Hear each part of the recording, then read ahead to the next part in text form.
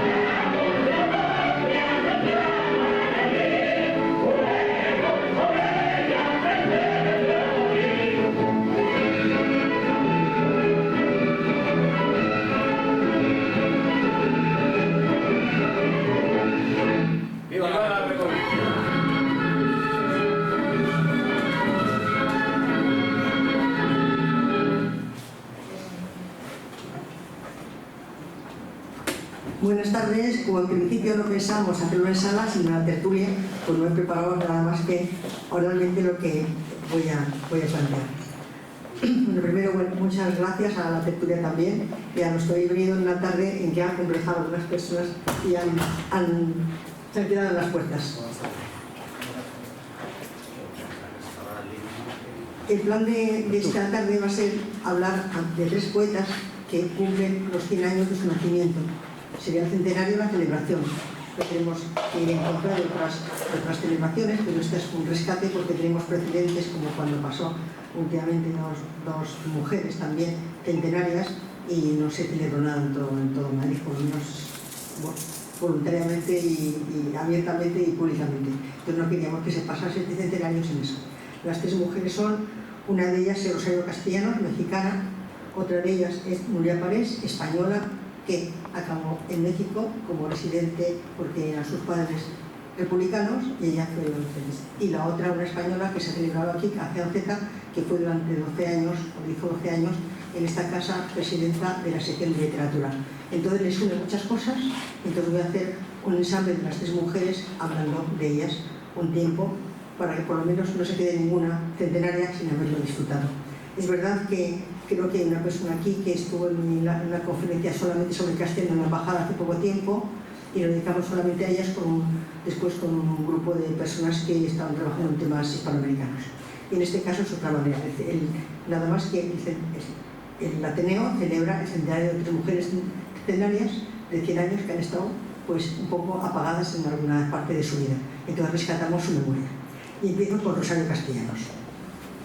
Rosario Castellanos nace en México, pero en su infancia le lleva a sus padres a Chiapas, y está en Chiapas, en el estado del sur, durante un tiempo. Y allí estudia el bachillerato hasta la mitad del bachillerato.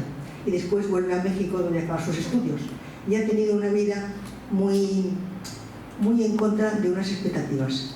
Y eso que es en ella y en las demás mujeres también, he querido hacer un hilo después de resumen para que veamos cómo la época, la situación de la mujer y las situaciones históricas han marcado los intereses que después se vierten en poemas de las tres poetas.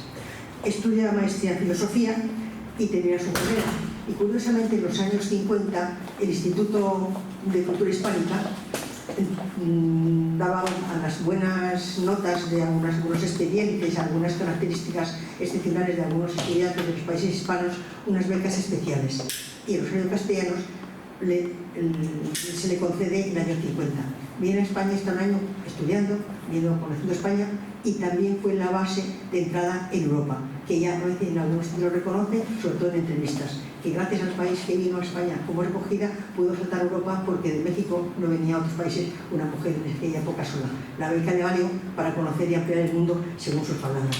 Y llega, siendo valiosa, llega a la UNAM, es profesora de la universidad más importante de México en este momento. Y una vez allí, ella recibe 3 becas, una beca de la Fundación Rockefeller. Pero es curioso porque va a Indiana, a Colorado y a Wisconsin. Y en Wisconsin hay una ciudad que se llama Madison, que en aquella época era cuando estaba luchando a percepción de la guerra de Corea.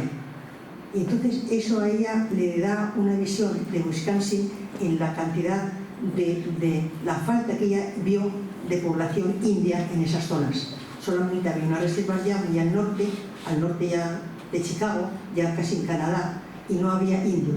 Y ella, que tenía ya una idea de infancia, que había vivido con indios cuando fue a Chiapas y había mucha desproporción, y eso que eran mestizos, eso le agudizó el sentimiento de la población india, que luego lo va a reflejar en sus escritos.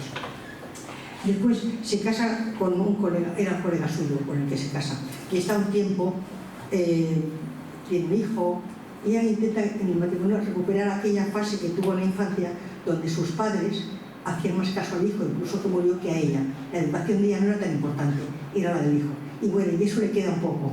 Cuando el matrimonio no le sale bien, ella une esa distancia de ser hombre y tener ese privilegio como niño, y después con el marido, que era una persona aficionada a otras mujeres, y por infidelidades le deja, que no era muy lo corriente, dejar a un hombre por eso en aquella época, incluso en México.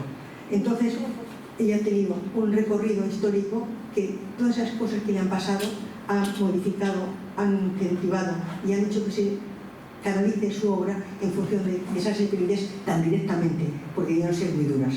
Después, en el año 71, después de su vida muy importante, es embajadora en Israel, o de asuntos extranjeros, como se llama en aquella época, y ella muere en Israel. Y hay 2 versiones: murió electrocutada, parece que salía del baño, o que no sé qué, en el caso que murió. Y hay las 2 versiones de por qué se suicidó o no se suicidó, y hay las 2 versiones. Yo encontré un poema suyo que me dio alguna visión, porque había ese planteamiento de las 2 versiones de su muerte, ¿no?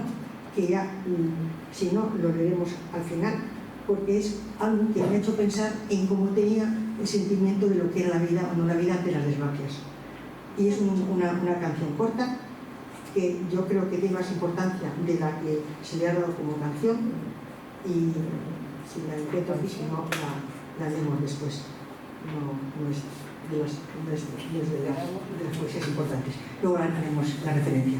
Bueno, a partir de ahí ya su obra es un poquito lo que quiero decir de ella. Esta es su figura, una de esas fotos que hay. Lo que es importante, el planteamiento literario, que es lo que quiero decir. ¿Qué tiene como planteamiento? Tiene 3 líneas de acción. La primera que tiene es la existencial.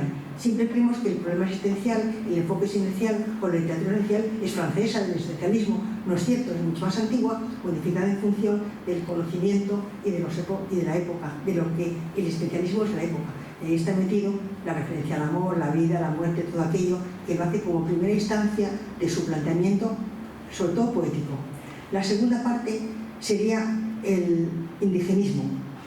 que era sensible, parece ser, porque dicen que como tuvo una tata pequeña que era india, entonces no. Pero yo creo, después de cuenta de la vida, ella en Madison, ella, que fue un poco el eco de lo que fue los hippismos en Madison, fue una de las ciudades que más ido por el hipismo, y aquella sensación de no hay razas, no hay todo, creo que ella sensibilizó. Entonces tiene algunos planteamientos que en principio eran vivencial y acabó siendo un poco académica, porque ella es ante todo una persona académica, es lo que mandó en su vida. Y el tercer estudio sería el estudio feminista. Es considerada una de las mujeres más importantes del sentimiento feminista. Y su obra está en eso limitada. ¿Qué escribió? Escribió poesía, escribió teatro, escribió cuento, escribió relato, escribió ensayo, escribió de todo tipo. No hay ajeno a nada a su pluma. Lo que sí es verdad que hay algunos poemas muy determinantes de su poesía y otros muy alejados. Escribió poemas muy largos, que yo creo que ella quería meter en un poema todo lo que quería de un tema. ¿Y acaso te das cuenta que ese poema tan largo hubiera sido casi un ensayo? O la diferencia entre ensayo y poema sí que tiene el poema mucho de ensayo, y el ensayo a lo mejor no de poema. Tiene libros, pues Trayectoria del polvo, Apuntes para una declaración de fe, Vigilia estéril, tiene un montón. Al pie de la letra es un libro interesante, y Vivir la luz. Y luego tiene como ensayo La cultura femenina, su palabra no delata ya, Mujer que sabe latín lo delata, y algunos como Mujer sin palabras. Entonces lo hace hasta en el teatro. Claro, fue contestada en una parte de la obra, pero fue la vida abierta de cómo se podía una persona abrir. Cultivó ese amplio sentido de toda la literatura, y en ese sentido sí que es verdad que ha sido modelo después de muchas jóvenes que han venido mucho más tarde y la han tenido como escudo de alguien que abrió camino en un tema de feminismo. Será posible que sea un feminismo no muy activo en mi sentido, pero fue un feminismo académico que ya pudo hacer algo en lo que ella pensaba. Ella tuvo la suerte de conocer en su época pues a Sabines, a Efrén de América, a todas las personas que en aquella época estaban en México dando marca de literatura también a nosotros en Hispanoamérica. Entonces ella tuvo la suerte de, siendo mujer, del grupo que tenía, a lo mejor era la única mujer que tenían como categoría para estar a la altura de ellos, tener tertulias con ella, que en aquella época no era conocida. Y en su lejanía tenía como modelo lejano a Sor Juana, que era rompedora. Ayer nos reímos otras personas, estuvimos en el teatro viendo la obra de Sor Juana. Y en ese sentido es importante. Es verdad que hay obras como Al pie de la letra o Vivir la luz, que esas marcaron el sentido de la literatura mexicana, porque fueron obras tan editadas y con tanto mérito y con tanto éxito que sorprendió incluso a la clase de la época. Tuvo mucha referencia en el álbum de familia, que eran cuentos que es muy trágica, pero no tiene sentido del humor. Ahora, su vida está marcada por el feminismo, porque lo sintió de pequeña, por la época que vivió y por el existencialismo que ella vivió al traducir a la literatura aquellos sentimientos que vivió de base, como el amor frustrado, la hermandad frustrada. O sea, en ese sentido tuvo la tristeza siempre. Y luego hay algunos escritos autobiográficos, y yo creo que ahí es donde menos explica ella, lo explica de manera biográfica, pero no lo uso tanto como la literatura, que es una forma, usar la literatura a través de la parte biográfica. Ahora, importante, en México fue muy importante, tiene un museo dedicado a ella, la Biblioteca de Estudios de la Mujer en la UNAM, de una parte de la UNAM, en su país, en su zona también han hecho eso, tiene un jardín, un parque, tienen muchas, incluso hay un premio que ha hecho el Senado, y en el Senado ponen un premio y ponen el nombre de Castellanos. ¿Qué tiene Castellanos como valor? Tiene dos valores muy importantes para hoy. En principio es la voluntad importante de lo académico. En una época en que no era lo importante para la mujer general en un país como México, tampoco aquí, hablamos de México en este momento, no era la predilección de que los padres esperaban de ella, es decir, saltó por la expectativa de su padre. Entonces eso tenía la dificultad de la academia y la dificultad de saltarse las normas que entonces existían. Pero hoy sigue siendo un modelo en ese sentido y es una luz a otras alumnas. Yo lo veo en algunas cosas de México como ha sido el motivo, la inducción a pensar de otra manera o atreverse a hacer algo que a lo mejor sin un modelo anterior pues no lo tenías. Los modelos marcan. Entonces no voy a leeros todos los libros que tienen, son muchos, los ensayos, novelas, únicamente voy a hacer alguna lectura de algunos de sus poemas que son significativos. porque es verdad que ella era muy translúcida en sus poemas y sus poemas dicen mucho de lo que quiere. Usó la métrica clásica, que tiene atrevimiento, no todo el mundo se atrevía, de todo tipo, el soneto, romances, la lira, porque ella tuvo los romances muy pronto, entonces apuntó enseguida a la rima. Eso es interesante. Y luego ya los poemas más largos, que yo digo que son un poco ensayos, ya pierde la rima y elige el verso libre. ¿Por qué? Le da más libertad de la expresión y algunas veces, si tú pones los versos libres seguidos, tienen algún paralelo en algún ensayo suyo. Quiere decir que esa preocupación la advirtió tanto que acabó siendo también además literaria. Voy a hacer algunas lecturas de algunos poemas suyos.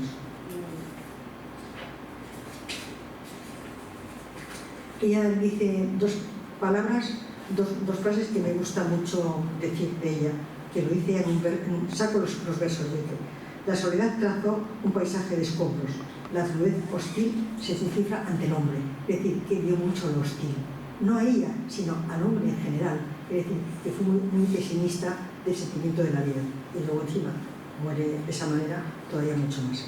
Hay un poema que a mí me gusta especialmente, que se llama Tejedoras de Quicacanta, y es rimado, y dice mucho porque hay algo existencial que espera en lo que quieren decir las mujeres de ella, hasta qué punto hay una unión de todos, que los demás pueden hasta escribir tu vida. Y lo dice de esta manera tan bonita. Dice: al valle de las nubes y los delegados pinos, al de grandes rebaños, Quicacanta he venido. Vengo como quien soy, sin casa y sin amigo, a ver a unas mujeres de labor y sigilo. Qué misteriosa y hábil, su mano entre los hilos, mezcla extraños colores, dibuja raros signos. No sé lo que trabajan, en el telar que es mío. Tejedoras, mostradme mi destino. Ella une, la vida es un tejedor, mujeres semianalfabetas, no necesariamente cultas como ella, o labradas, están tejiendo algo, y lo que están tejiendo es un dibujo. ¿Quién sabe si también así la vida va tejiendo tu propia vida? Entonces quiere hacer esa. Hay algunos poemas que son más significativos. Al que me he referido antes era la canción, y ella la llama canción, y este poema ha hecho ver en algunas personas que podía haber sido un suicidio.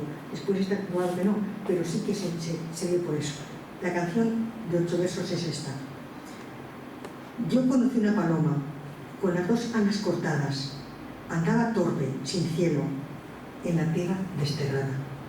La tenía en mi regazo y no supe darle nada, ni amor, ni piedad, ni el nudo que pudiera estrangularla. Fijaros qué fuerte es que ella admite en este poema, en otros no, cómo hasta la muerte puede evitar una tragedia, es decir, seguir viviendo por un es decir, ni amor, ni piedad, no puedo darle, tampoco un nudo para que acabe su tristeza. ¿Cómo acabó la tristeza? En ella suicidándose. En este caso, no. Pero hubo gente que esta canción le valió para pensar que podía haber sido un suicidio. Otro poema específico de ella es La nostalgia. Si te digo que fui feliz, no es cierto. No creas lo que yo creo cuando me engaño. Y termina: las danzas sin doble barbilla de la tuya, sin arruga que tenga, esté acechando alrededor del ojo. Es decir, si digo que soy feliz, estoy mintiendo. Entonces es el existencialismo suyo, que fue muy triste, ella cuenta desde la cuna. Y hay un poema que es de las dádivas, que también es muy, me parece que es de los más significativos suyos, y voy a decir una de las meditaciones, que también está en la línea esa. Considera, alma mía, esta textura, áspera al tacto a la que llaman vida. Fijad qué fuerte. Considera, alma mía, esta textura, áspera al tacto a la que llaman vida. Repara en tantos íntimos tan sabiamente unidos y el color de sombrío, noble, firme, donde ha escapado el resplandor de su rojo. O sea, son muchos versos tienen de desesperación y de tristeza. Como hasta qué punto ha llegado a tener parte de su literatura está hecho en función de tristeza. Ahora, lo tiene la parte humorosa por una parte, pero triste. Solo voy a leer uno. Ella está en el museo viendo el Louvre, viendo la Gioconda. Y dice, mirando a la Gioconda: en el Museo del Louvre, naturalmente, con ella para aclararlo. Y solo voy a leer unos versos que se dice: te ríes de mí, haces bien, dice la Gioconda. Dice: si yo fuera Sor Juana o la Malinche, pero para no salirme del folclore, alguna encarnación de Guerra Rodríguez. Como veis, los extremos, igual que en Guire, me tocan. Es decir, este punto no es una cosa exótica, es lo normal, que se rían de ella, que se rían de aquel que no es feliz. Entonces hace unos poemas muy largos, pero siempre para aconsejar ese tema. No ser un poco de él, desgraciadamente. Entonces nos dice que a lo largo de su vida la tristeza ha marcado las tragedias y la que ella vivió desde el punto de vista académico intelectual, que dio una importancia de universalidad. No es ella que haya sufrido, sino todas las mujeres. No es el siglo, todos los que son de otra raza. No el amor suyo, sino todo el mundo que ama no acaba siendo feliz. Entonces es la idea suya de la poca felicidad que ha dado la vida. ¿Acaso se vuelve a esta pequeña canción que dijo al principio, que tiene un sentimiento de que no pudo evitar la tristeza? Y voy a decir la última ya. Mujer de ideas, que ella lo que siempre ha pensado que ha sido. Mujer de ideas. No, nunca he tenido una. Fíjate a qué mundo de pensamiento une.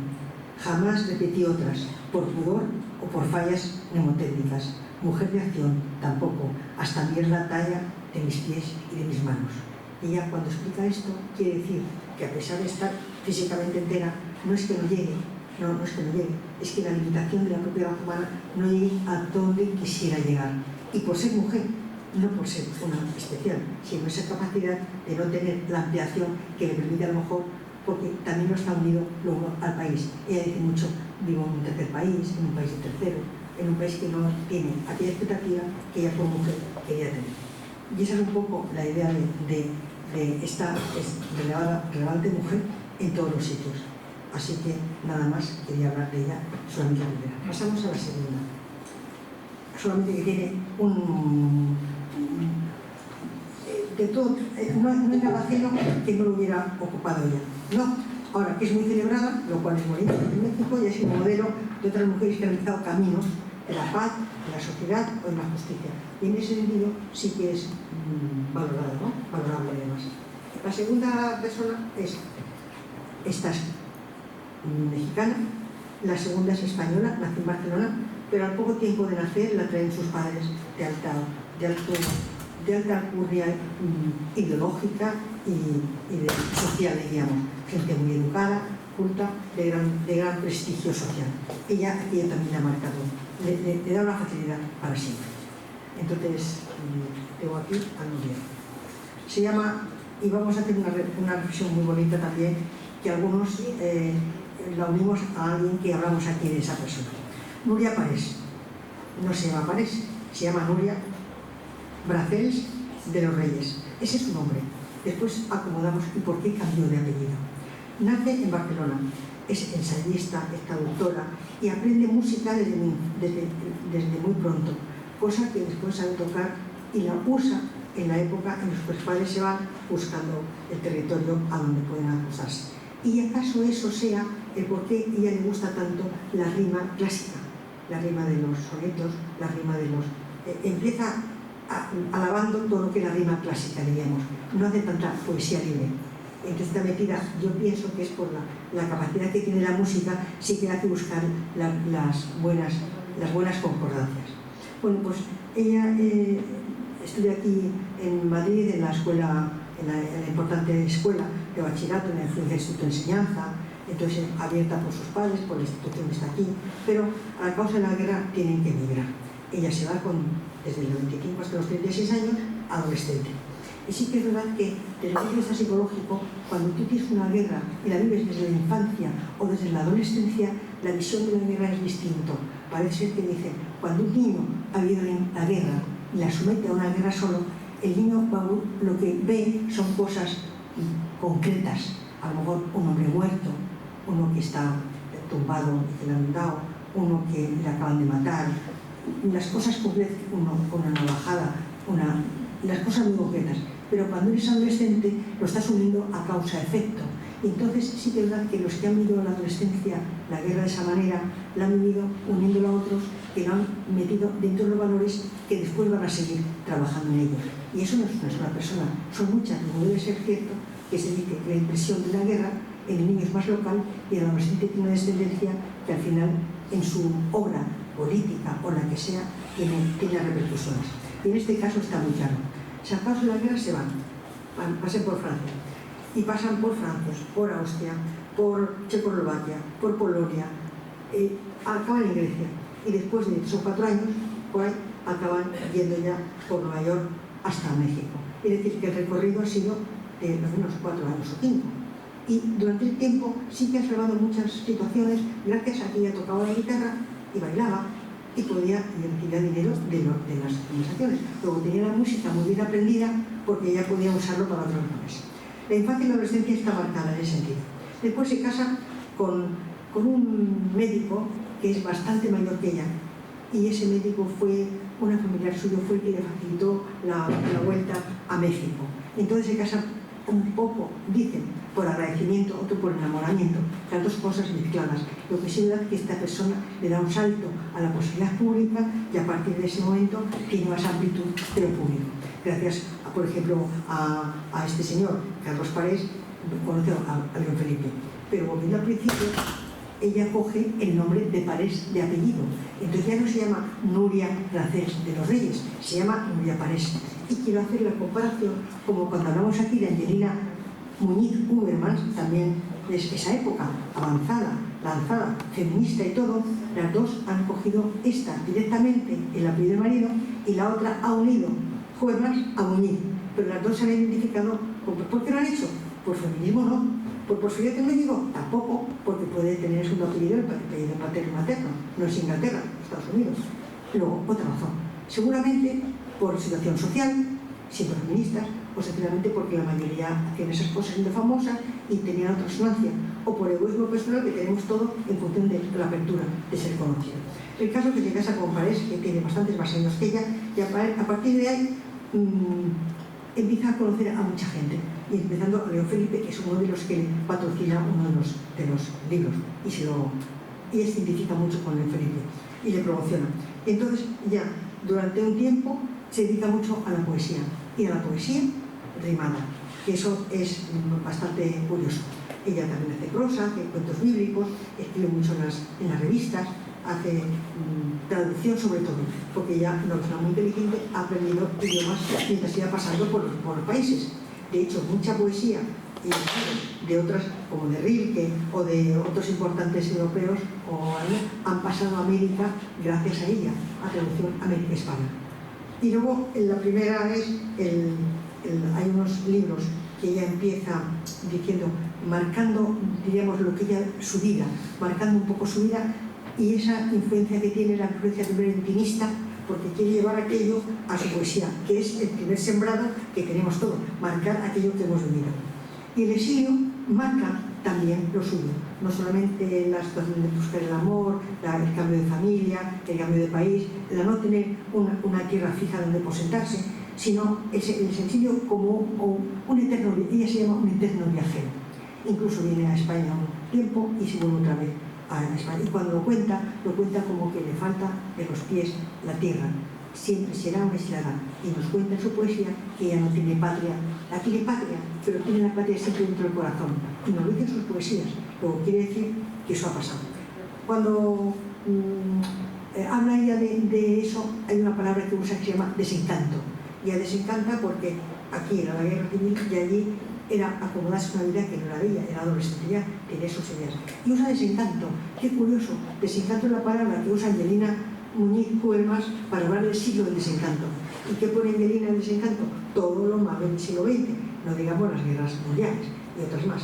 Pero ella usa esa palabra y no otra. Quiere decir la influencia que allí tenían los mismos republicanos unos de otros en función de los que habían salido de España y estaban, como de Santuesa, que ya hablamos un día hablando de Angelina ese tema.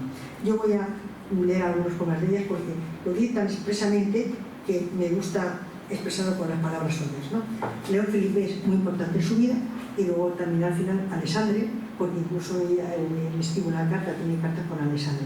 Está buscando aquellas de exilio externo o exilio interno, pero el exilio porque no están ajustados a lo que España vivía en ese momento de la dictadura. Ella dice, mirad qué bonito, Ribán, esta voz, la suya, esta voz que no es mi voz, con la que hablo y me río, que hablará de seguir en mí y hablará de acabar conmigo. Esta voz, que no es mi voz, que está robando el sitio a esa voz que yo me sé, cantando sonidos vivos. Esta voz, que no es mi voz, habrá de acabar conmigo sin que otra voz, mi voz, pueda seguir de su olvido. Está precioso el punto de vista poético, decir, no hablo solamente con mí, hablo de mi vida, de lo que ha pasado. ¿Morirá también conmigo cuando muera? ¿De dónde sacaré la voz entonces? Y este poema, por ejemplo, de todos los de ella, ¿acaso ha sido uno de los que más ha tenido motivo en sitios de escolares o universidad que se traduzca a la vida moderna de nuestra literatura? Porque quiere decir muchas más cosas de lo que dice, que esa es la buena poesía. En ese sentido, es muy sintética, buena poesía. Y voy a leer otro que es muy más estético, pero a pesar de lo estético siempre dice cosas.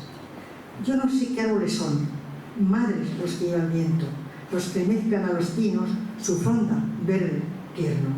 Yo no sé qué árboles son, madre, los que del invierno inclinan sus alas copas ante la fuerza del viento. Yo no sé qué árboles son, madre, los que sonolientos forman encaje en las ramas y dibujos en el suelo.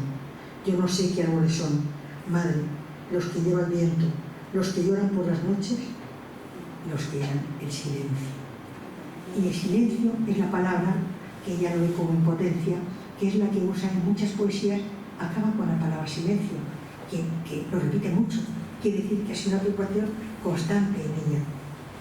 Y en un exilio lo normal es cantar los suyos, y ese es uno de los poemas muy largo, yo solamente voy a leer del principio y del final.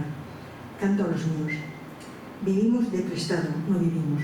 Fijar cómo empieza un poema tan fuerte para un exilado. Es decir, ella no vive, se adaptó, era bienvenida, era celebrada, pero a pesar de todo, ella llevó algo que no acabó de encajar bien, porque nadie acepta que le roben parte de su vida, que es lo que ella quiere decir. Vivimos de prestado, no vivimos. Fuimos menos que un sueño de una generación frontera de todos los anhelos. Así empieza, que es un discurso, y acaba diciendo, firme y duro en el cuenco de mi mano y estrellarla contra ese turbio espejo a ver si ha hecho añicos, despedazando y roto y indefenso. Siento latir el pulso de los míos, el pulso tuyo y mío, el pulso nuestro. Es una variedad de lo que ella hace, que todo lo que ve no es una cosa individual.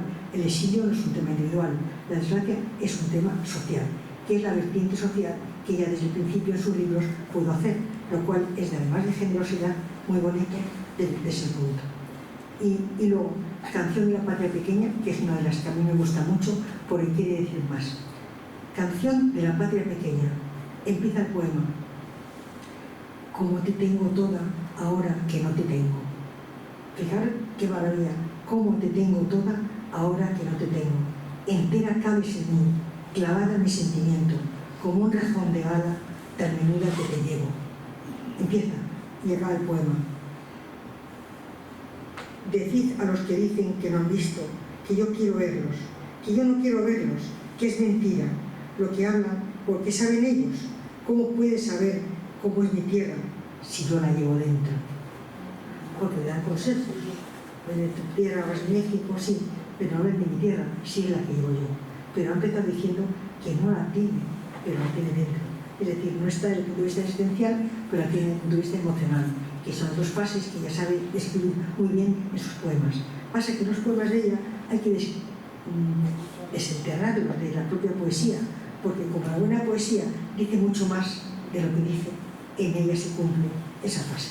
Entonces, los libros de ella están metidos siempre en el sentimiento hasta el último, que es colofón de luz, es decir, al final de todo, hasta la palabra nos da confianza, es decir, colofón de luz, algo que a pesar de todo uno puede seguir. Esto sería el resumen de una gran mujer de a través de sus poemas, y sobre todo de su poesía maravillosa, encima rimada. Y por unos minutos voy a dedicar también a nuestra ateneísta, Acacia Uceta, que fue durante más de 10 años, estuvo de directora de la sección de literatura, y hace como 6 semanas o así hubo un homenaje a ella, entonces duró más de 2 horas, o sea creo que se dijo mucho de ella. Yo solamente voy a hacer una pasada porque es la que más conocemos. Bueno, nace en el año 25, como todas, y es una poetía española que está muy comprometida desde una época con lo social y político, que es el resumen que quería hacer de las 3 mujeres, que es un sentimiento feminista, las 3, un sentimiento social, las 3, un sentimiento personal de amor desde el principio de las 3, y lo meten dentro de su existencialidad. No lo tienen como otros poemas que han sido más estéticos o más de enseñanza, y eso ha sido desde su propia visión, desde su propia trayectoria. Tiene una familia que dice ella que es culta, que además que lo ha vivido desde siempre, y que lo que le ha marcado, ¿verdad?, dicho por ella, es que vio la guerra la vio de niña, y que le quedan aquí los muertos en la calle, le quedan aquí la desesperanza de la gente, le quedan aquí la posguerra que no puede saber qué tiene que comer. Entonces lo ha vivido como una tragedia desde su casa, la que ha arrastrado, porque ella no se marchó. Entonces eso que no tenía lo ha arrastrado. Es más, es posible, me atrevo a decir, que no en su primera salida de la poesía, sino después, cuando ya la reflexión le llegó a tener ya como 40 años. Tiene una trayectoria, ella no estudió reglado, estudió en el instituto, después no convalidó lo del instituto, después fue en la escuela de oficios, que aprendió ya el arte, porque el marido era decorador, pintor, y tenía los títulos de la antigua escuela, que todavía existe, pero ya tiene menos categoría. En los años 20 era muy importante la escuela de oficios, de arte y oficios, que ahora está aquí en La Palma, en Madrid, y fue muy importante. En Europa era muy importante, ahora ha perdido esto. Bueno, pues él estudió pintura y todo lo que las artes lo hablan, y eso lo ha acomodado a su propia literatura. Ella un poco abusa, a lo mejor, de un tiempo estuvo muy apagada porque no tenía la virtud de empezar a escribir, porque tenía tantas cosas dentro que esperó a que posasen, ella misma lo dice, ¿no?, hasta que posasen. Entonces es posible que eso, de repente, cuando ya es muy mayor, es cuando empieza a hablar de los niños de la guerra, y durante mucho tiempo no, porque lo tenía, a lo mejor ha pasado en algunas transferencias fuertes de una experiencia muy fuerte, que ha habido un mutismo emocional, intelectual, lo que sea. Entonces ella, acabada la guerra, se queda en España, y ella, su familia es muy conmovedora con la propia vida que ha tenido, cuando ya de mayor comparan una vida más moderna con la que tuvieron. Entonces ensalzan un poco la modernidad en función de todo aquello que había pasado y que ellos habían pasado en su vida. Tiene unos poemas, bastantes, muchos están vinculados a su experiencia personal de una manera más drástica que hemos visto a lo mejor en Parés, ¿no? Más, diríamos, ofensiva en un sentido o más violenta en otro sentido, pues lo hacen de una manera más directa. Tiene el coro de las horas, el frente al muro de cada abrasadora, que lo voy a hacer a través de algún poema suya, porque creo que sería interesante. Voy a leer 2 poemas que dicen más de ella que lo que pueda leer yo si no lo conociera. Bombardeo en Madrid, por ejemplo. El bombardeo en Madrid para ella es un poema entero, y lo dice de esa manera. Dejaron los pies al aire, le cubrieron los periódicos, que empaparon la sangre, niño roto en el asfalto, sobre la cruz de las calles, desde el colegio a la muerte, desde el vuelo que nace. Apenas salva la investiga, entre la guerra y el hambre, marcando todo, pero un visto trágico, enorme, más duro que lo puede hacer otras personas que lo han hecho un poco para académico, denunciando. Son denuncias más vitales, ella, que menos vitales. Seguramente porque nunca escapó de eso, se quedó. ¿Acaso los que fueron tuvieron esa vaselina histórica de poder decir, bueno, pero estamos aquí, nos hemos librado de ello? Y acaba diciendo, el poema es muy largo, dice, qué vergüenza en los luceros, que no podían salvarte. En tus zapatos oscuros la noche vino a estrellarse, igual que 2 golondrinas inmoladas en el aire. Esa es la constante de ella en su poesía, de esa tragedia no asimilada, vivida. Entonces ella no ha tenido, se acusa un poco de que no tuvo mucho tiempo al principio, pero su feminismo sí que lo tuvo, porque ella fue a las tertulias primeras de mujeres que eran corrientes, la de Varela, después tuvo en cierta medida algo paralelo en las mujeres con faldas, que fue una tertulia hecha de mujeres, es decir, que sí que tuvo cierto reconocimiento. De hecho, los libros, pues uno fue una beca de una fundación, otro fue la Juan Marx, la editora nacional le editaba a uno de los temarios, es decir, en ese sentido. Entonces sí que es, y en el año 67, uno de los poemarios suyos muy importantes, como es Frente a un muro, de Cada abrasadora, ese año fue el libro más vendido acaso, y en el propio ABC, que no es precisamente republicano, pues tuvo una crítica muy interesante y fue el libro más elogiado. Es decir, que ella ha tenido ese aval también de reconocimiento de buena escritor. En el libro este, que es uno de los más destacados, Frente al muro de Cada abrasadora, del año 67, yo he cogido unos poemas suyos porque es de los más significativos para mí de lo que estamos hablando. Dice, y tiene un momento de universalidad, que es lo que le une a Parés, por ejemplo. Y dice, voy a cantar al hombre solo, tapados los oídos los cobardes con cera, volved la espada a los indiferentes, no callaré por eso, no podré callar aunque me echaseis un puñado de rosas en los ojos. Y termina, y ahora del ademán es aún pujante, sobre esta tierra dura que me guarda, bajo estas estrellas que me ignoran, me descubro la herida mía y vuestra, tan vieja y tan dolorida como el mundo, a ver si Dios existe, y si existe, una gota de gracia que me cure. Es decir, el dolor suyo lo ha arrastrado, en las otras personas lo han asimilado un poco más académicamente como denuncia, lo de ellas como evidencia personal. Y acaso son las tres personas que tienen de una herida de manera diferente, de su existencialismo, de su feminismo, y en castellano también de las razas, han recorrido un camino desde la cultura académica, la cultura de dos países que ha tenido que unir en España y allí, republicana exilada, que tiene los problemas de aquí, los problemas de allí y los problemas que no se comprenden de allí con lo que lleva de aquí, que es un problema a los que lo he vivido. Y tercera persona, la que al no salir de su país, acaso no ha asimilado existencialmente aquel dolor y lo ha arrastrado a hacerlo el alma de muchas de sus poesías. Entonces el enfoque no es lo mismo de una persona a otra, porque su vivencia personal es lo mismo.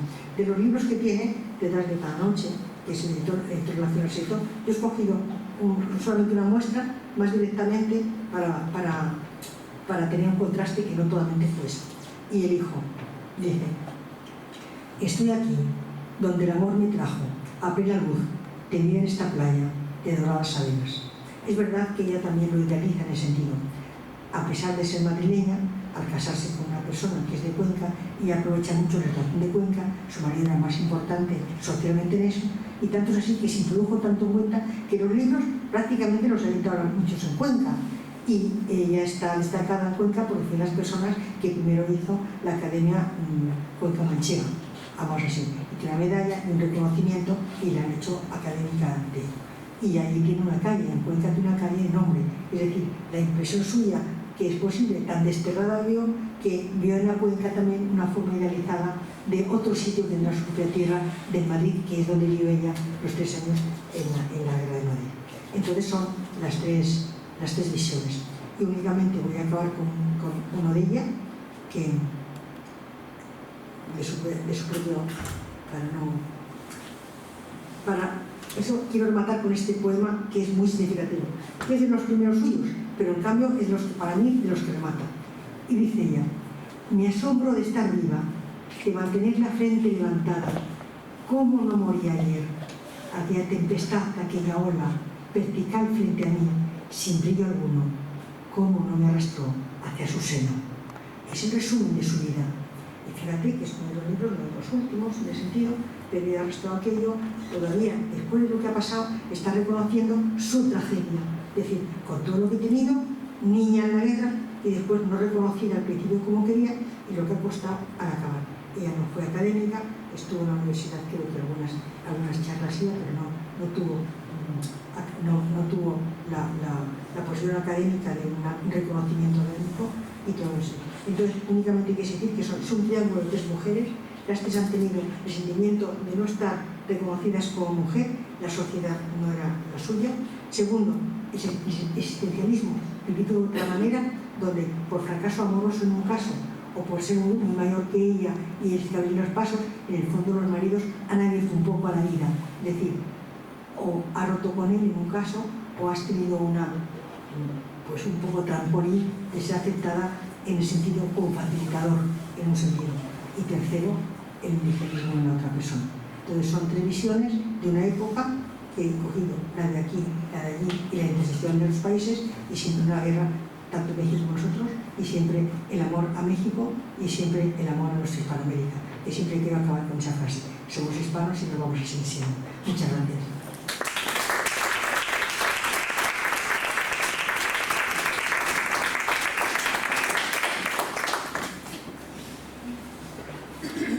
¿Alguna pregunta que sea difícil? Bueno, muchas gracias, me ha encantado las tres. Centenarias hoy serían. ¿Perdón? Centenarias. Centenarias, sí. Yo digo, ¿cómo has podido conseguir los hilos de unión, los nexos de unión entre las tres? Que es importante. Pero de Nuria Párez, tú que eres una estudiosa de María Zambrano, me has recordado que para Zambrano también el exilio fue ese hilo. La última republicana que vino, los últimos. Por eso que no sé Otros no vinieron. En Argentina, como lo tenemos ahora aquí, no vino, ¿no? No, en Zambrano sí. Sí, en las últimas. No vino al principio. No, vino ya para el 90. Vinieron otras mucho antes. No, Y otras vinieron como Clara Campo Amor, vino, y curiosamente yo conocí después, para que no lo supe, en casa de donde se quedaba, yo la conocí, era profesor en la Escuela Normal en Madrid, era médico, era médico, no médica, médico, el pelo gaso, conducía, no se pintaba, y la gente decía, es un poquito rara. Pero no lo decían por política, lo decían porque vestía en aquella época como un chico, el pelo cortado, y no se pintaba, y conduciendo un coche de hombre, como decían entonces. Entonces decían, qué rara es. Y era donde Clara Campo Amor era su casa, que es donde se acosó. Y luego de otra vez a su hija. Pero y entonces ves una conexión entre la forma de ver el exilio, de vivir el exilio, de los ensayos de Zambrano, Sí. Y yo no la veo, esto de mi salva, vamos, tengo una pasión por ella enormemente, porque además en una charla que hablé aquí sobre la vejez, que no sé si alguno hablé de ella, como es de las pocas personas que yo cuando la leo, vamos, la releo. La leo a los 20 años o a los 40 o a los 60 y me dice cosas diferentes, aunque estoy igual, porque yo me están sacando cosas que yo no he llegado a un momento y ahora tengo otra interpretación. Entonces me parece maravilloso porque el libro lo ha cambiado. Negro sobre blanco es el mismo, el que cambió ha sido yo, no yo, el ambiente. Entonces la misma cosa puede significar en dos épocas algo muy diferente, ¿no? De ser una malvada a ser una maravillosa, incluso hasta el punto de vista ético, incluso hasta el punto de vista ético. Pero lo que sí es verdad que ella tiene una idea muy filosófica de la vida y muy profunda en cosas que hace, porque el planteamiento suyo, es más, voy a decir una cosa que, bueno, va a grabarme, pero voy a decir delante de mi abogado que no lo he dicho, porque cuando hace poesía Zambrano, muy buena. Yo tengo un poemario de ella y no es un buen poema, y tiene una cara, pasa que de María Zambrano, porque es tan buena la filosofía que en algunas cosas, que me perdone, estoy muy atrevida hoy, que me perdone Ortega y Gasset, pero tiene que pedir perdón Ortega y Gasset a Zambrano, aventajada. Y hay cosas que hoy, siglo XXI, están más cerca de María Zambrano que de varias cosas, que de Ortega y Gasset. Porque no nos das hoy una tertulia sobre María Zambrano. Bueno, a mí María Zambrano es maravillosa. Para mí, y además tengo su biblioteca y me parece maravilloso. Y además con lo que toca lo engancha bien. Cuando habla de poesía es que es una maravilla. Es que la es mucho más teórica en la poesía que buena poeta. Sí puede ser buen crítico de arte en el Prado y no sabe pintar, también puede ser, pero de una persona que es tan exquisita en las evaluaciones filosóficas, pues que es más fina que Ortega en algunas cosas. Más fina. Así es. Pero María Zambrano es una de las mías. Sí. Sí, eso está bien, Y el presidente que te diga algo. Es que durante mucho tiempo... Es que, buscando fecha. no, ¿sabes lo que pasa? Que ahora todo el mundo conoce a María Zambrano. Yo tengo menos 8 o 9, y no es cierto. Pero es que la historia me molesta. La historia como la cuentan, yo tengo muchas las biografías de Moepo, ¿no? Ya decía Harry Poncela, ¿quieres que hable bien de ti? Pues muérete, ¿no? Pues eso decía Harry Poncela y tenía su... Sí, Harry tenía su amiga. Y es verdad, gente que hemos vivido, que hemos visto, cuando se muere, dicen, debe ser otro, porque es que no parece nada lo que fue. Entonces, eso es un problema que no tenemos ninguna deuda con el muerto, no tiene mérito, nos vamos a morir todos. Es una cosa muy mal, hasta la muerte no, pero parece que hay que decir cosas. Pues María Zambrano, cantidad de gente fue a verla, no es cierto, es que no es cierto. Pero se apunta mucha gente, ahora ya no, pero yo he conocido gente que ha presumido de ver María Zambrano pues en el periódico, pero piensan que han ido, y eso no es justo, porque devalúan todo lo que hacemos tiene una vertiente pedagógica, didáctico, como que van, y aprenden de lo que decimos. Estamos diciendo mentiras a la gente, no, yo no voy a decir en público cuántas biografías conozco, de gente que conozco que puede demostrar que no es cierto, y lo ponen como verdadero. Pues para septiembre, vamos a una fecha, vienes a hablar de María Zambrano. Tengo que tener permiso María Zambrano, porque son palabras mayores. Cuando vamos a Málaga, María Zambrano es... Sería la estación de... Aquí yo creo que tardará un poco más tiempo en dar cuenta de lo que María Zambrano. Hay cosas... Acaba de haber un ciclo, acaba de haber un ciclo sobre María Zambrano, Sí. de Teresa Gómez Blesa, ¿no? Sí. De Mercedes Gómez Blesa, que es la especialista en María Zambrano. Especialista, Sí. ¿Dónde es? Ha habido el ciclo aquí, en esta sala, Sí. y que dijeron que iban a escribir un libro, o sea, que iban a sacar un Iban a sacar libro. algunas conclusiones del... Y un libro de todas las charlas. Yo entendí todas ¿Se las puede charlas, pedir? un resumen de lo que se había dicho. Sí. Ya. Pues yo no lo entendí. Pero vamos, bueno, pues es una de las grandes nuestras, es Sí. una mujer en aquella época. Yo siempre, cuando yo he estudiado las mujeres importantes, en ese caso, María Zambrano o Barbacán, qué curioso, el padre les indujo mucho a eso, ¿no? El padre de María Zambrano lo dijo primero persona y luego mujer. Y eso fue lo que le mandó a la filosofía, no digamos en Barbacán, no digamos. La influencia del padre en los hijos. Y generalmente, o no tienen hermanos, o el hermano no es tan importante para el padre por alguna razón. El padre influye mucho en las hijas primeras nuestras, las que han tenido un renombre de eso. Para bien y para mal, como dice aquí el señor. Sí, para bien y para mal, pero han tenido una influencia. Pero vamos, en el caso del feminismo, el padre, es más, yo conozco ahora que tengo batalla con 3 padres que han sido muy machistas con su mujer, uno de ellos le dejó no acabar la carrera de filosofía en mi época. Y han tenido hijas, pero no hijos. ¿Qué pasa? Que ahora está muy cabreado uno de ellos porque en IBM le dieron un puesto al novio y ella no valía más. Y digo, ¿verdad que cabrea mucho? Pues díselo a tu mujer que no acabó carrera. Y entonces ahora son feministas, los que son feministas ahora, porque tienen hijas y ven que no tiene justicia que el tío novio que vale menos tenga puesto. Digo, hombre, fíjate, pero al final llegáis, hay que tomar una copa. Es decir, que cuando en Madrid dicen, cuando toca la tetilla es muy importante. Y eso es verdad. No es muy académico, pero es verdad.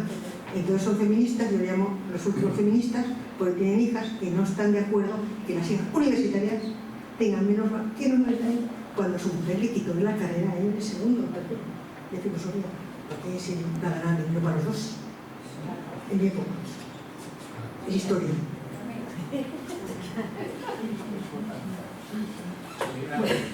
Estaba comentando algo, estoy recordando un caso de... Estoy recordando un tema que nos pasó con respecto a Acacia Uceta.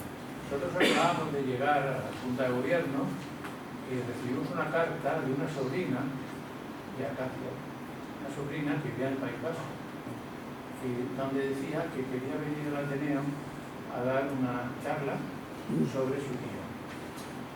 Nosotros no conocíamos nada, acabábamos de aterrizar, digamos, con el gobierno, entonces la invitamos, le pusimos una sala y dio una conferencia sobre Acacia. Sí, creo que fue esta misma.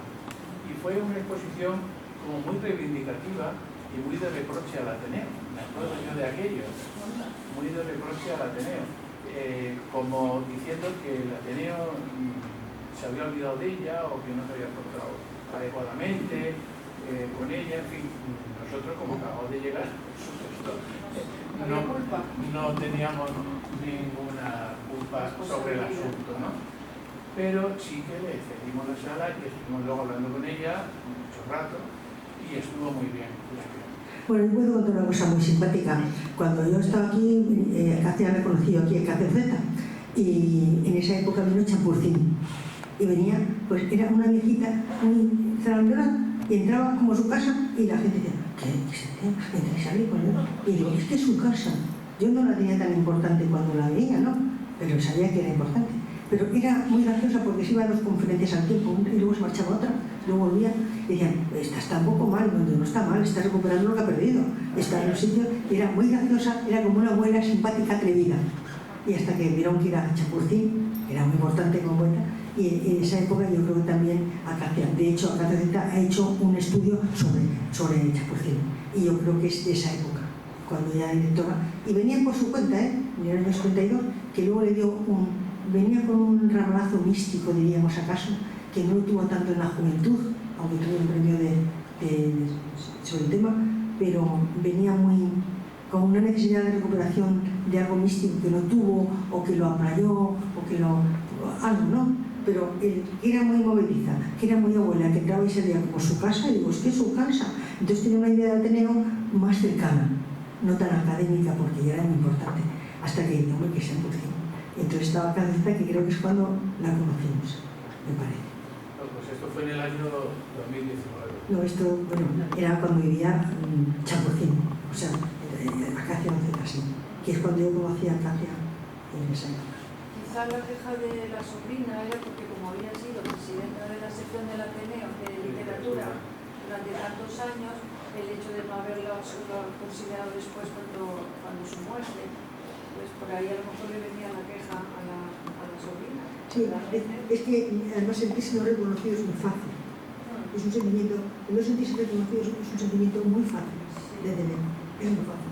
Nada, yo quería felicitar lo mismo que la compañera a la conexión, la diferencia y la mismidad de las mujeres que ha tratado y además el dar voz a los que no han podido ser reconocidos suficientemente. Pues soy catedrática de filosofía en la UNED, ya he dirigido 3 tesis sobre María Zambrano y lo que es muy interesante es cómo ella sí conoce en profundidad a los griegos, a la tragedia, a los presocráticos, a Nietzsche, a Heidegger, y los trae para una hermenéutica que es la que está estudiando la gente ahora. Y en ese sentido Ortega es muchísimo más epocal, sí, por así decirlo, y ella totalmente tiene una capacidad de lanzar el pensamiento que está en nuestro momento. Lo peor de escribir lo que está descubierto, que hay que descubrir lo que está descubierto, porque ese yo llamo la primeritis. Hay que leer la primera vez, no, perdón, le falta lo que María Zambrano tenía,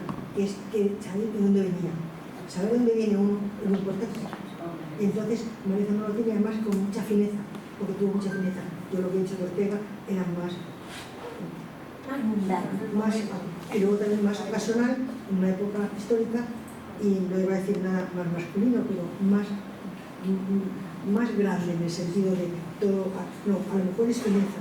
A lo mejor hay que hacer bolillos, y entonces eso es masculino, y en algunas cosas manifiestamente masculino. Hoy, por ejemplo, me agrada mucho lo que tú dices, porque eso obedece a un buen análisis, porque tiene, como dicen los ingleses, el background, ¿no? Tiene una herencia importantísima, y eso condiciona lo que tenemos. Si no sabemos lo que hemos sido, es raro que sepan lo que es. Y María Zambrano lo afina, y Ortega no tanto. En ese sentido, ¿no? Yo no soy filósofa más que de filosofía y letras, no soy filósofa de ejercicio. O sea que saben mucho más de eso. Bueno, por la última pregunta, para cerrar. Gracias. No, una pregunta suelta. Perdona, sí.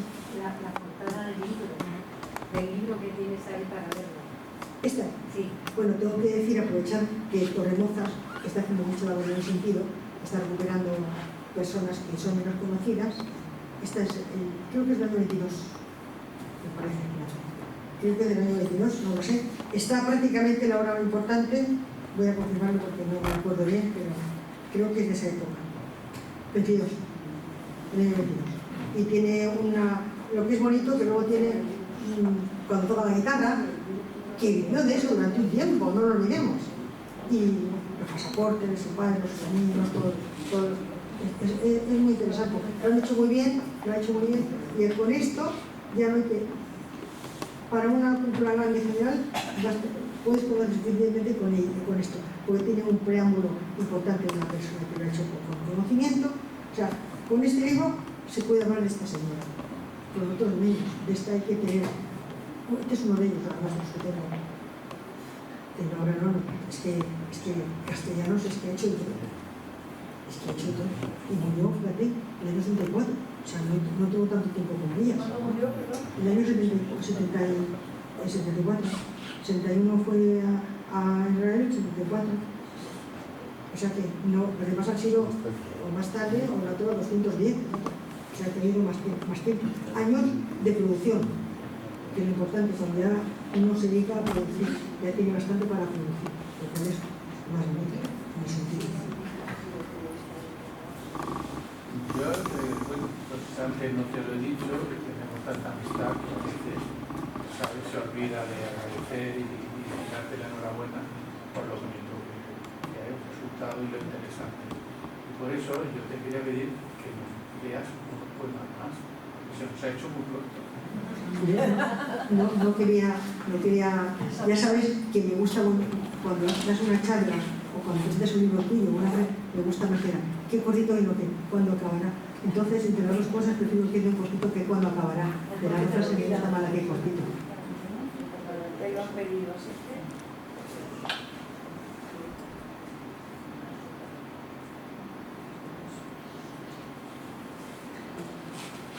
Este es importante, de Nuria, está dedicado a don Felipe, por eso lo había señalado, de azul. Y es bonito porque don Felipe marcó también su ejemplo, que es muy interesante, don Felipe. Ahora, en la casa hay un libro en la biblioteca que yo por ahí no he encontrado, que se llama España, precisamente, don Felipe. Yo creo que es de los pocos sitios que tiene ese libro aquí en el Ateneo, o ha tenido, yo no lo conocí hace mucho tiempo, ahora no. Y es de los libros cuando él estaba afuera. Y ese libro era muy requerido aquí por muchas razones, no sé si está en la biblioteca o habrá pasado, pero no lo encuentro por ningún lado. Hay un libro suyo y marcó una importancia en el exilio general, no solamente en México. No, Leo, claro, poeta. León Felipe leyó por primera vez su libro de canciones y poemas del Caminante aquí en el Ateneo. Sí. La primera vez que lo leyó fue aquí en el Ateneo, antes incluso de publicarlo. Yo sabía cuando lo publicaba. Salón de Arte. Pensaba que cuando lo había publicado. No, fue antes de publicarlo, entonces le animaron a publicarlo. Pues eso no me había perdido. Sí. Bueno, pues se llama Los Verdugos. Era porque es muy a León Felipe. Precisamente no otro es el que le dedica. Tener una visión, una respuesta para los certijos de este juego, en que el hombre la aprenda.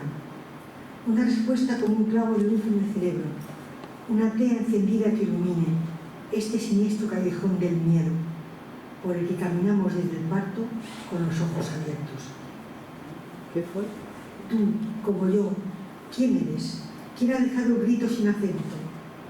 Tú lo dices, fantasma de fantasmas, ciervo herido, ganándola del viento, pobre y pequeña cosa desvalida, tandeando las sombras como un ciego. Pero si fuera más, León, amigo, si el hombre fuera más y menos que eso, si la burla sangrienta no acabara el eterno apostar sin hacer juego, si el hijo de la luz y las tinieblas fuera la voz y el eco, el cántaro y el vino generoso, la jauría y el ciego, y si el pecado original del hombre fuera medir el tiempo, medir, contar, sumar los días, como cuenta el oro el austero, medir, contar, sumar cada latido, el vacilante caminar del ciego, hasta alcanzar la cifra fabulosa de gran eternidad, el gran cero. Y termina: un día más, mi niño, un día menos, será nuestra la misión de un verdugo, con un nudo de ausencia para el tiempo. es un poema durísimo. ¿De quién es este? ¿De don Felipe? De Nuria Pavés. Ah, de Nuria. Verdugos. Es fantástico, porque esto es una conferencia que hay que dar y luego comentarla. Yo, como me gusta mucho en los institutos, ahora muy menos después de la pandemia, pero iba mucho a los institutos a dar charlas, siempre pedía, a mí me tenéis que pagar poniéndome alumnos de 17 y 18, ya estoy pagada con eso, porque lo demás no quiero. Quiero eso porque es la época donde decides tu futuro. En Madrid los castizos decían, ¿de dónde eres? Decía, de dónde he hecho el bachillerato. Quiere decir que ahí es cuando dice tu padre, no tiene razón, antes no te atreves. Mi padre sabe todo, ya sabes que ahí sabes que no sabe todo tu padre. Descubres tu ser, descubres tu sexualidad, descubres tu vida. Porque un niño aprende a decir mío lo aprenden enseguida los niños, la primera palabra mamá, mío, es lo mío. Tuyo lo aprenden muy tarde. Y la significación del tuyo en la adolescencia. El idealismo, vosotros, te lo han mucho. Entonces eso es muy bonito de enseñar. Y yo quiero los bachilleratos altos, los que después van a la universidad, o no van a la universidad, van de bachillerato. Y son los que pido siempre, digo, si me queréis pagar, pues me pagáis con eso. Y yo digo, tengo 30 alumnos, yo no soy profesora de instituto, tengo 30 alumnos hoy, con que me entiendan 3, ya me voy contenta. Y con 3 de 30 voy contenta, un 10%, me voy a casa pagada. Y eso es bonito porque todo lo que decimos hay una vez. Un día me comprometí en la escuela de Teología, precisamente, que una amiga mía era profesora allí, y me decía, yo hago frases, libros de frases, ¿no? Y me dice, oye, que es muy difícil, que no sé qué, digo, vamos a hacer un día con alumnos una prueba, pero bachillerato, el nivel de bachillerato allí. Sí. Entonces Agustina Manzano y yo fuimos allí, yo saqué los libros, abrí lo que era un parrocicle, lo que era una corta, un pensamiento, un sentimiento, una frase, con significación, humor, filosofía, todo. Bueno, y mi amiga estaba al lado, presentándome, me decía así, digo, vamos a hacer una apuesta, vamos a dar un cuarto de hora, vamos a discurrir, aquí es barbaridades, lo que se nos ocurra, lo ponemos. Aquí yo que no, vamos a ver, pues, a ver si sacamos 5 frases, y sacaron 20. Había como 60, muchas veces era salón de actos. Y me dice la profesora, fíjate, digo, fíjate tú, si es que yo voy, no los sacas, voy a un sitio, por primera vez, por favor, ¿cuántos escribís poesía? En algunos institutos nadie levanta la mano. Y cuando ya me marcho yo digo, por favor, los que escribís poesía, los quedéis conmigo. Y siempre hay 3 o 4. Les digo, ¿y por qué no me decís al principio? Porque nos llaman románticos. Me dijo Malzuno, digo, no te suicidarás, porque lo más romántico que conozco. Y se reía, ¿no? Digo, es que pongo canciones a mi novia. Digo, pues sigue así, pero no nos rompas el sonido. O sea que a veces avergüenzan de ciertas cosas que no promocionamos. Y la culpa lo tenemos en los que están aquí, no están ahí. Porque se avergüenzan en qué chorrada ha dicho. Chorradas ninguna. Yo no dije que ninguno ha hecho una chorrada en una frase. Digamos, buscar las más interesantes. No dije, quitar las chorradas. Eso no lo dije. Porque estoy calificando lo que no bajo. No, digo, vamos a ver las mejores. No las que digo yo, las que decimos todos. Sabemos que no sé si eran 19 o 20, pero pensábamos 5 con suerte. Y ya, si me permitís, voy a deciros 4 o 5 mías, para que os riáis. Eso pertenecía a la vanidad. Bueno, os cuento para que os riáis, mis amigos ya lo conocen, pero algunos no. Yo lo llamo parrocicles, ¿no? Pero me tocaba hacer una con la Q. Y digo, ¿qué hago? Pues pongo 500 y ya está. Y entonces, para dar un poquito gusto, en vez de poner parrocicles, pongo también pornocicles. Porque una de las veces me encontré con una amiga mía, de mi edad, y tenía su hija tenía una niña. Y esto salió por eso, ¿no? Y le digo, oh, qué bien, ¿no? Digo, sí, ya sos abuela. Digo, estará tu hija ya con la apoyadura. ¿Qué cosa dices? Me la apoyadura. Digo, ¿tú sabes lo que es la apoyadura? Dice, ¿cómo no voy a saber lo que es la apoyadura? Muy insuficiente. Digo, pues no lo sabéis. Es la leche que... ¿quién no sabía? Digo, pues es que me da más el diccionario. Y entonces ya, pues claro, digo, no es lo mismo porque se escribe distinto, pero suena igual. Bueno, pues es la estampa del español. Y entonces a partir de ahí, pues el pornocicles, pues no es porno, pero para... Entonces puse 500 pornocicles y algunos pornocicles. Entonces, os leo algún pornocicle, pues... alguno que se me ocurra por ahí, porque hay algunos. La poesía es una cita de amor con el lenguaje, para mí. La nada y la soledad, por definición, son indivisibles. El 90 es un número ciego. 90, porque juego con las palabras, ¿no? Los maridillos tienen poca importancia. No son maridos pequeños, es un calefactor antiguo que ponen en los pies. Entonces, claro, calienta solamente los pies. Pero cuando no sabes lo que es en castellano, piensas que es un tío que solamente te calienta los pies, ¿no? No, es una... Entonces, los maridillos tienen poca importancia, claro, el calienta son los pies. Entonces, ese juego de las significaciones, sí. Adán y Eva eran mellizos, por eso las mujeres tienen dos tetas. Eva tenía que dar a la raíz de la mar, porque eran mellizos. Entonces, esas cosas humorísticas, y ahora, pues, no sé contar. Voy a contar algún pornocicle para que pongo... antes de los pornocicles pongo una mujer desnuda, a estar un cuadro muy bonito, y pongo alguno, para que os veáis. Juego con la marín. Los hombres tienen 2 testículos, la mujer 2 o varios. Entonces, juego con eso, ¿no? Hay pezones tan bravos como los toros, que acuerdan antes de la corrida. Y alguna cosa, ¿no? Bueno, pues algunas cosas de eso. Así que hay tetas tetánicas, ¿eh? Y luego otras. Pero bueno, es un poco de frase. Pero yo voy a decir un poco que desde el punto de vista, desde aquí, mi compañera, que era una gran profesora, que ha hecho libros sobre el profesorado interesante, muy hace poco tiempo, y el marido y yo hicimos un libro sobre ella, de cosas que ella dejó sin escribir, y era una buena profesora. Bueno, pues no tenía confianza en los alumnos que hubiera más de 5. No, hay más de 5 seguro. A lo mejor muchas son chorradas, pero otras no. Pero no digan nunca chorradas porque a lo mejor no lo son y no las sabemos. Vamos a ver las buenas para nosotros. Salieron casi 20. Y iba a apuntarlas, que las habéis hecho vosotros. Y se quedaban encantados porque habían hecho lo que no pensaban que iban a hacer. Y eso es estimular la creatividad. Y eso es bueno, el estímulo. Y la confianza en el estímulo. Es decir, no puedo, ya no puedes.